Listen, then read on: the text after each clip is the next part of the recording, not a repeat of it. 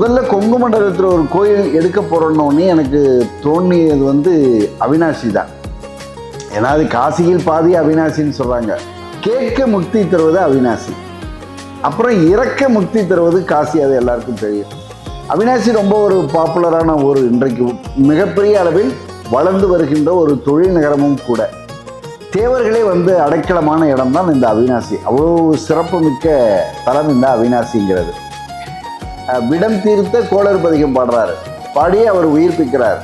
அது ஒரு நம்ம பார்த்துருப்போம். பல்வேறு நபர்கள், அது தேவர்கள்லேருந்து சாதாரண மனிதர்கள் வரையிலும் எல்லாரும் தங்களுக்கு ஏற்பட்ட குறைகளை தீர்ப்பதற்காக வேண்டி தவம் இருந்து விமோசனம் அடைக்கக்கூடிய பல்வேறு வாய்ப்புகளை, பல்வேறு கதைகளை இந்த அவினாசி தன்னகத்தை கொண்டுள்ளது.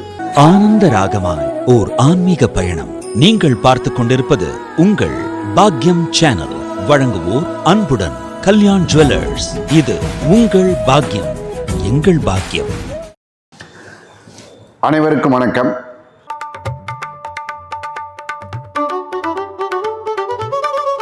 பாக்யம் டிவி நேயர்களுக்கு ஆலயாற்றுப்படை என்ற இந்த நிகழ்ச்சியின் வாயிலாக பல்வேறு ஆலயங்கள் பற்றிய செய்திகளை தந்து வருகிறோம்.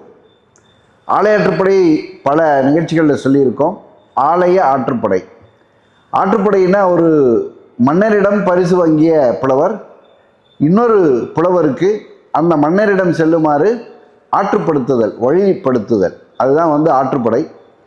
அதே தான் ஆலய ஆற்றுப்படைன்னா நல்ல ஆலயங்களுடைய சிறப்புகளை பற்றி எடுத்து சொல்லி நாங்கள் நேரில் போய் பார்த்து தரிசித்து அந்த அனுபவத்தை உங்களுக்கு சொல்வதன் மூலம் நீங்களும் சென்று அது போன்ற சிறப்பான ஆலயங்களை தரிசித்து வருதல் சிறப்பாக நன்றாக இருக்கும் என்ற காரணத்தினால இந்த நிகழ்ச்சி. இதில் தஞ்சை மாவட்டத்தில் நான் நிறைய கோயில்கள் பற்றி பேசணும். இந்த முறை ஒரு வித்தியாசமாக கொங்கு மண்டலத்துக்கு வந்திருக்கோம். கொங்கு மண்டலத்துலையுமே எனக்கு முதல்ல கொங்கு மண்டலத்தில் ஒரு கோயில் எடுக்க போகிறோன்னே எனக்கு தோணியது அவினாசி தான். ஏன்னா அது காசியில் பாதி அவினாசின்னு சொல்கிறாங்க. இது ஒரு அற்புதமான தலம். அதே போல் சமீபத்தில் திருவாரூர் பற்றி நான் ஒரு ஆலயாற்றுப்படை பண்ணியிருந்தோம். அப்போ அங்கே சொன்னாங்க, அது என்ன சொன்னாங்கன்னா, பிறக்க முக்தி திருவாரூர், பிறக்க முக்தி தருவது திருவாரூர், பார்க்க முக்தி தருவது சிதம்பரம், நினைக்க முக்தி தருவது திருவண்ணாமலை, கேட்க முக்தி தருவது அவினாசி, அப்புறம் இறக்க முக்தி தருவது காசி. அது எல்லாருக்கும் தெரியும். அப்போ இந்த வரிசையில் ஒரு முக்கியமான தலமாக கொங்கு தலத்தில், கொங்கு நாட்டில் அவினாசி இருக்குது. அப்புறம் அவினாசி போகலான்னு சொல்லிட்டு அவினாசி லிங்கேஸ்வரரை பார்க்கணும் அப்படின்னு சொல்லிட்டு தான் இந்த முறை ஆலயாற்றுப்படைக்காக அரிய பொருளே அவினாசி அப்பா. இது மாணிக்க வாசகர். அவினாசி கண்டாய் அண்டத்தான் கண்டாய், இது அப்பர் பெருமான். புக்குடியூர் அவினாசியே, இது சுந்தரர். இது எல்லாமே ஒரு ஸ்டோரி. இந்த ஊருக்கு முதல்ல காசியில் பாதி அவினாசி, அது ஒரு காசிங்கிறனால அவினாசின்னு வந்தது. அவினாசின்னால என்ன அது ஒரு அர்த்தம் சொல்கிறாங்கன்னா, ஊழிக்காலத்தில் எந்த காலத்திலும் அழிவே இல்லாத ஒரு தலம் என்பது அவினாசி. அதுதான் அவினாசி, அழிவில்லாத தலம், அதுதான் அவினாசின்னு சொல்கிறாங்க. இதுக்கு முன்னாடி திருப்புக்கொழியூர்னு இதுக்கு பேர் இருந்திருக்கு. அந்த பேருக்குள்ளே ஒரு பெரிய ஸ்டோரி சொன்னாங்க, ரொம்ப அற்புதமான ஒரு இன்ட்ரெஸ்டிங்கான ஸ்டோரி.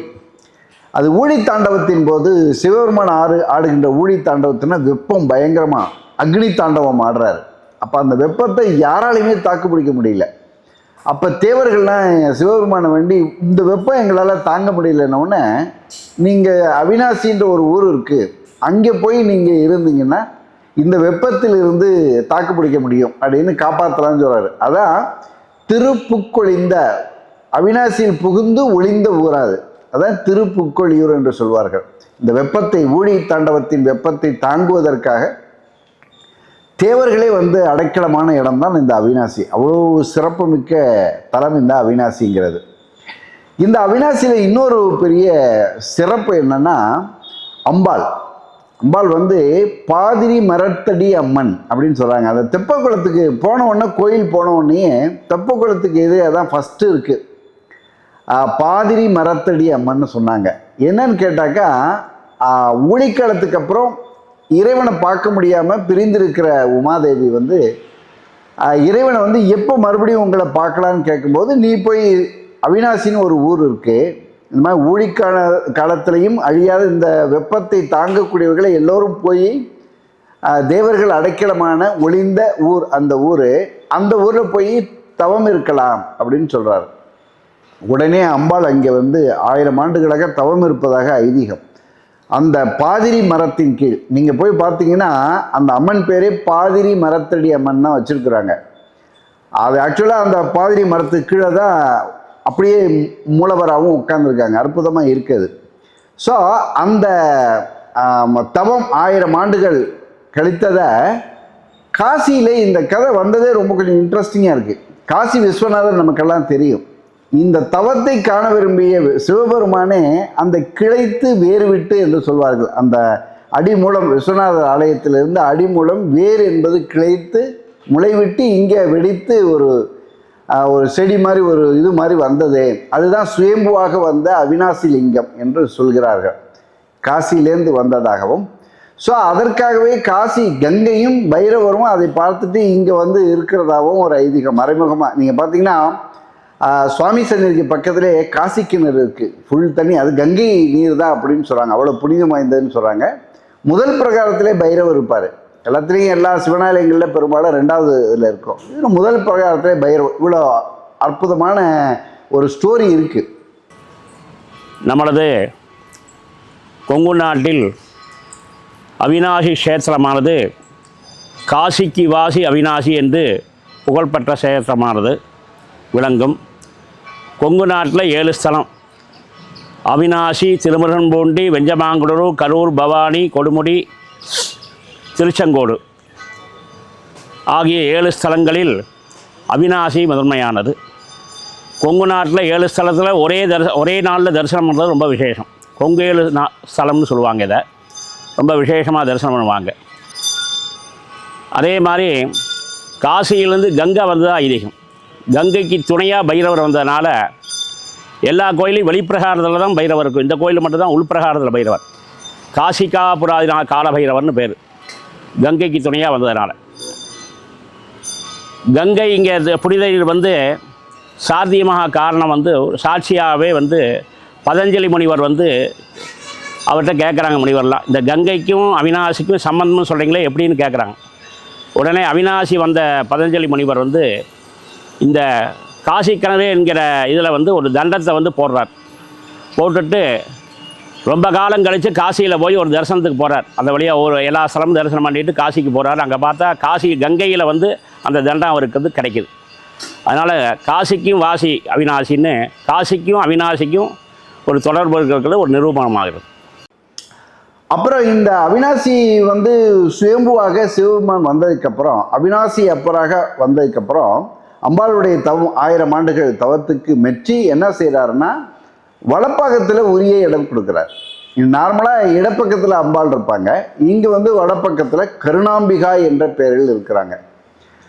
அந்த அம்மனை நாங்கள் போய் பார்த்தோம். அது நான் மதுரையிலேருந்து வந்தவங்கிறனால மீனாட்சி அம்மனை எல்லாருக்கும் தெரியும். அப்போ தான் அம்பாள் மீனாட்சியை பார்க்குற மாதிரியே இருந்தது.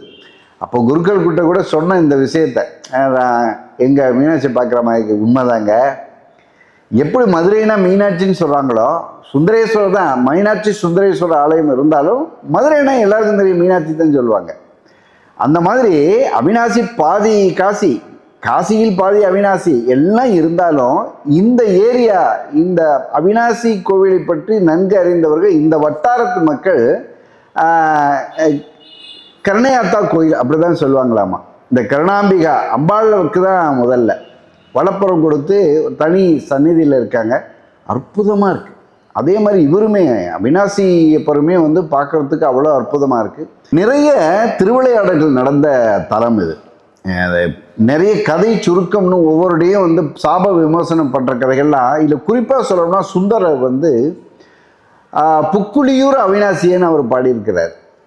அதே மாதிரி நம்ம எல்லாம் தெரியும், நமக்கு வந்து அப்பர் பெருமான் வந்து சமண மதத்தின் பால் அன்பு கொண்டிருந்த அரசன் கடலில் தூக்கி போட்டுறான் இந்த எல்லா கல்லெல்லாம் கட்டி. அப்போ கல்லெல்லாமே வந்து ஒரு இது மாதிரி மிதந்து வந்து அவர் வெளியில் வர்றாரு அப்படின்னு சொல்லிட்டு நம்ம படிச்சிருப்போம் அப்பர் இதில்.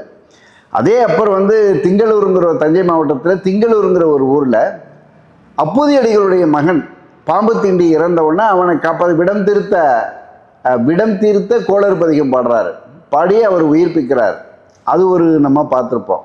அதே மாதிரி சம்பந்தருமே கூட ஒரு எலும்பாக இருந்த ஒரு இதை வந்து ஒரு மானிட பெண்ணாக மறுபடியும் அவங்க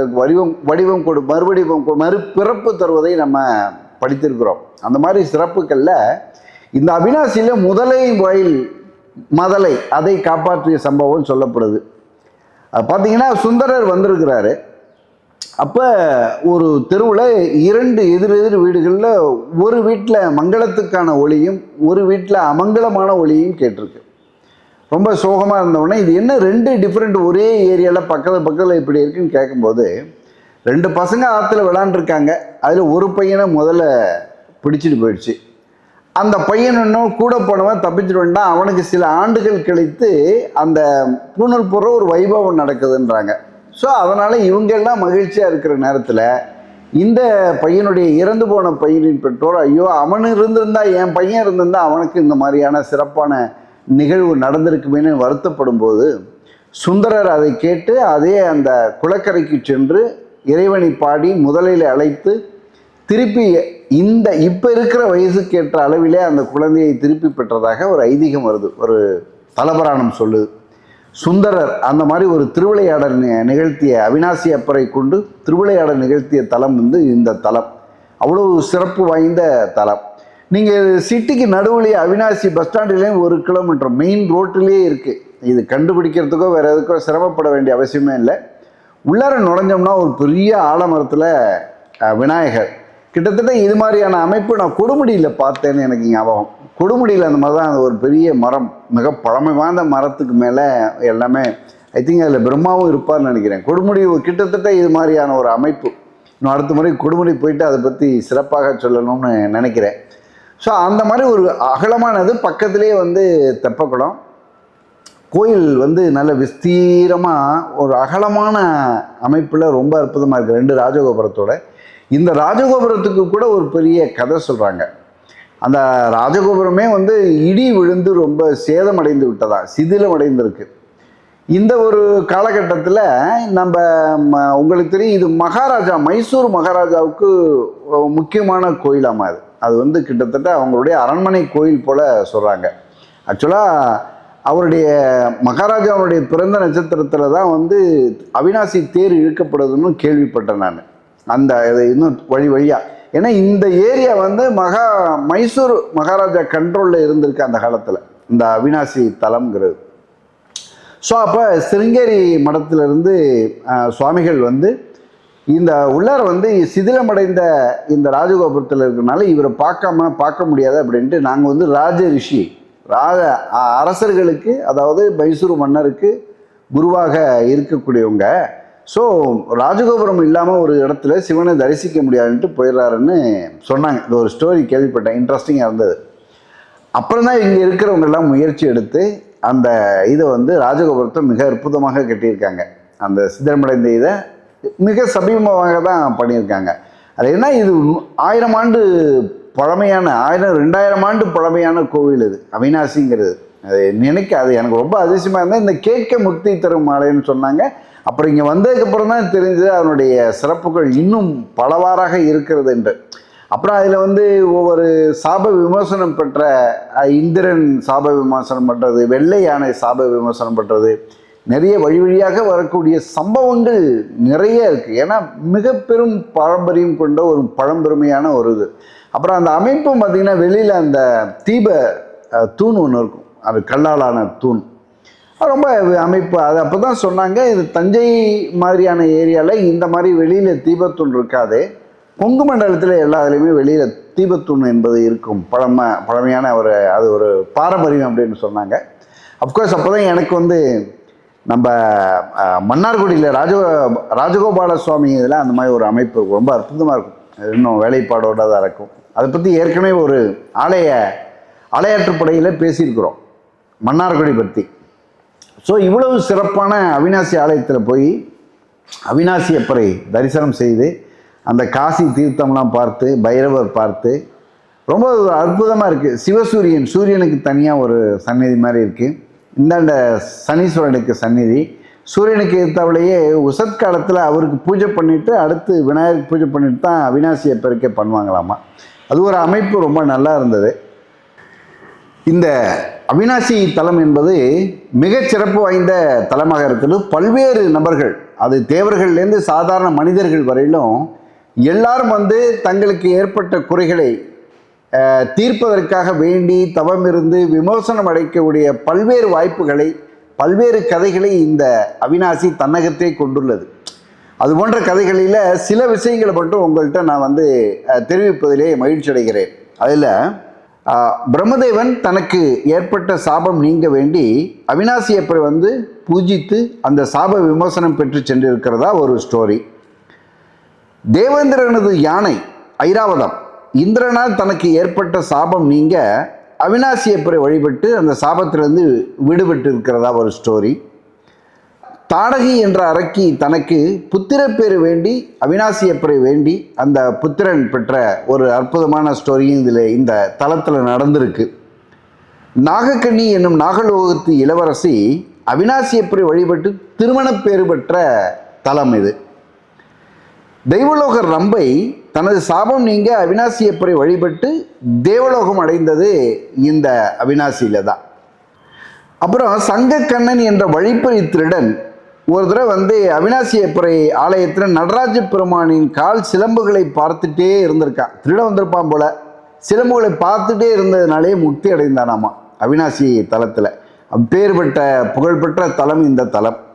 அப்புறம் ஒரு காகம் தன் குஞ்சிக்காக உணவு வேண்டி சென்றபோது இன்னொரு காகத்தின் மேலே மோதுதாமா. அப்போ எதிர்வரும் காகத்தின் மீது மோதும் போது அந்த குழந்தைகளுக்காக கொண்டு போன உணவு வந்து சிந்தி அங்கே வந்திருந்த ஒரு முனிவருடைய கமண்டலத்தில் விழுந்துருது. அவர் அந்த உணவை உண்டதன் காரணமாக அந்த காகம், அந்த முனிவர் எல்லாருமே வந்து முக்தி பெற்ற தலம் இந்த தலம் என்று சொல்கிறாங்க. வியாதன் என்ற வேடுவ தலைவன் அவினாசி அப்பருக்கு பாலபிஷேகம் செய்து புத்திரப்பேறு பெற்று அதுக்கப்புறம் முக்தி அடைந்த தலம் இதுன்னு சொல்கிறாங்க. தர்மசேனன் என்ற மகாராஜா தனது மனைவியுடன் அவினாசி அப்பரை வழிபட்டு புத்திரப்பேறு அடைந்த தலம் இந்த தலம் என்று சொல்கிறார்கள். அவினாசிநாதர் தெப்பக்குளத்தில் பார்வை இழந்த முனிவர் என்ன பண்ணுறாரா, சிவ பூஜை செய்யும்போது அந்த சிவலிங்கம் வந்து கைதவறி குளத்தில் விழுந்துடுது. அதில் அது குளத்தில் இருக்கக்கூடிய ஏதோ ஒரு மீன் வந்து அதை வாய்நாள் கவி அவர்கிட்ட திருப்பி கொடுக்கறதா ஒரு ஸ்டோரியும் இந்த அவினாசியில் இருக்குது. இது போன்று பல்வேறு அற்புதமான அற்புதங்கள் நிகழ்ந்த தலம், மிக பெரும் அற்புதங்கள் நிகழ்ந்த தலம். சாப விமோசனம், புத்திரப்பேறு கிடைத்தது, திருமண தடை நீக்கம், எதிரிகளை வெல்லக்கூடிய ஆற்றல், இன்று எல்லாம் அதை விட கிரணாம்பிகா அந்த திருத்தேர், அவினாசி தேர் ரொம்ப புகழ்பெற்றது. பார்த்தீங்கன்னா திருவாரூர் ஆழித்தேர், அப்புறம் ஸ்ரீவில்லிபுத்தூர் ஆண்டாள் தேர், அதுக்கு அடுத்து தமிழ்நாட்டில் மிக பிரபலமான மிகப்பெரிய தேர்னா அவினாசி தேர் தான். இந்த அவினாசி தேரில் பக்தர்கள் நேராகவே போய் தேருக்கு மேலேயே சுற்றி வந்து இறைவனை தரிசனம் செய்ய முடியும் அவினாசி அப்பரை. ஏன்னா அந்த அளவுக்கு அகலமான தேர் என்று சொல்கிறார்கள். மிக மிக பிரபலமான, தமிழகத்தின் மிக பிரபலமான தேர்களில் இந்த அவினாசி தேர் முக்கியமானது. காசி பைரவர் வந்து இங்கே ரொம்ப விசேஷமானது. மற்றபடி உற்சவங்கள் எல்லாமே இங்கே உண்டு. எல்லா உற்சவமே இங்கே நடந்துருக்கு. மாசாந்திர உற்சவங்கள் எல்லாமே உண்டு. சித்திரை தேர் திருவிழா ரொம்ப சிறப்பாக நடக்கும் இங்கே. பிரதோஷம், கார்த்திகை, உங்களுக்கு தேய்பிறை அஷ்டமி, பைரவர் விசேஷங்கிறனால தேய்பிறை அஷ்டமி, மற்ற எல்லாமே வந்து இங்கே உண்டு. அதே மாதிரி அம்பாளுக்கு வந்து ரொம்ப பிரசித்தியான அம்பாள். அதனால் அபிராமி அந்தாதியாட்டம் அம்பாளுக்கு வந்து தனியாக ஒரு பாடலே இருக்குது. கருணைதாசர் பாடியிருக்கார், நிறையா பேர் பாடியிருக்காங்க. அதில் கருவாயுதித்த பொழுதே தொழுத்த கலியகற்ற வருவாய் என்று ஒரு சன்னதி வாசலில் வந்தவர்க்கு திருவாய் மறந்து ஒருவாய்த்து சொன்னால் முத்தும் சிந்திடுமோ உருவாய் நிறைந்த பெரும் கருணாகத்தமையின் கருணைதாசர் பாடியிருக்கார். இந்த மாதிரி அபிராமி அந்த ஆட்டம் உங்களுக்கு அம்பாளுக்கு வந்து இங்கே நிறையா பாடல்கள் இருக்குது. நிறையா பேர் பாடியிருக்காங்க. வளப்பாகங்கிறதுனால தனி ராஜகோபுரம் இருக்குது, தனி தேர் உண்டு இங்கே அம்பாளுக்கு. சுவாமிக்கு ஒரு தேர் அப்படின்னா அம்பாளுக்குன்னு தனி தேர் உண்டு இங்கே. மற்றபடி இங்கே தேர் திருவிழா உற்சவங்கள்லாம் வந்து ரொம்ப சிறப்பாக நடைபெறும்.